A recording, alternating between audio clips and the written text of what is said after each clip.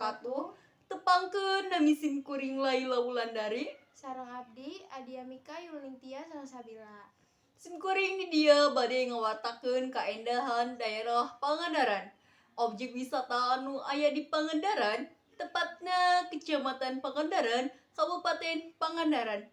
Kaping 22 Januari 2022. Objek wisata di Pangandaran hadir kalawan sajuta pesona alam anu endah, anu cocok janten tempat liburan anjeun sareng keluarga anjeun.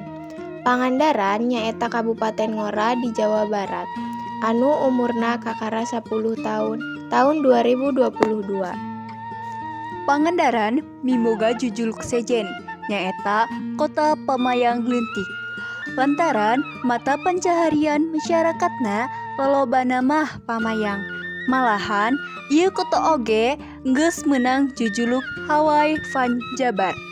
Kalawan pesona basisir anu kacida endahna sareng di luar negeri. Ieu kota anu teu jauh ti Ciamis miboga pesona laut anu teu bisa dipungkir. Lamun ngadenge kecap Pangandaran mah anjeun bakal langsung fokus kana basisir anu geus kawentar. Kabupaten ieu memang miboga potensi alam nu gede, utamana dina hal basisirna. Samemeh jadi kabupaten, Pangandaran geus kawentar ku basisir. Basisir nu miboga panorama endah, nu bisa didatangan ku wisatawan. Henteu saukur basisirna anu endah, Pangandaran nawiskeun rupa-rupa tempat wisata alam anu pikaresepen nu disarankeun pikeun didatangan.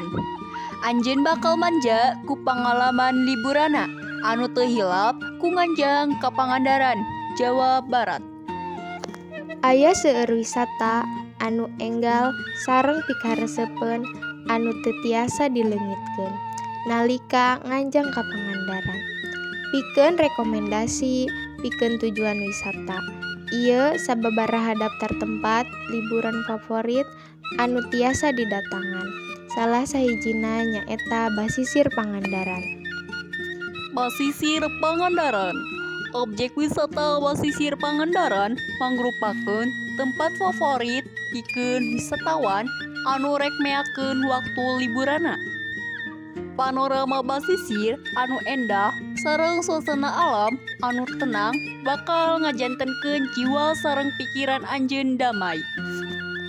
Ngarasakeun kaendahan basisir Pangandaran sareng keluarga tercinta sareng kengingkeun sensasi liburan impian anjeun. Upami anjeun bade nganjang ka basisir Pangandaran, pertimbangkeun informasi ieu. Lokasi basisir Pangandaran nyaeta tepatna aya di Pangandaran, Kecamatan Pangandaran, Kabupaten Pangandaran, Provinsi Jawa Barat. Anjeun oge bisa ngarasakeun basisir Pangandaran kalawan harga anu affordable. Sabab harga tiket asup ka basisir Pangandaran sorangan Rp6.000 per jalma. Murah pisan kan? Anjeun oge bisa wareg ngarasakeun kaendahan basisir Pangandaran.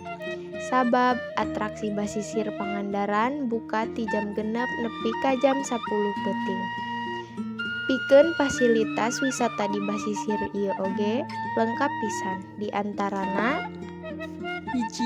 Tempat parkir kendaraan. 2. Wisata warung dahareun. 3. Kamar mandi. 4. Musola. 5. Spot foto. 6. Pamondokan. Jeung nu terakhir 7. Kaulinan Rides Seru. Sakieu warta kaendahan daerah Pangandaran. Kurang leuwihna sim kuring nyuhunkeun dihapunten saageung-ageungna. Hapunten anu kasuhun.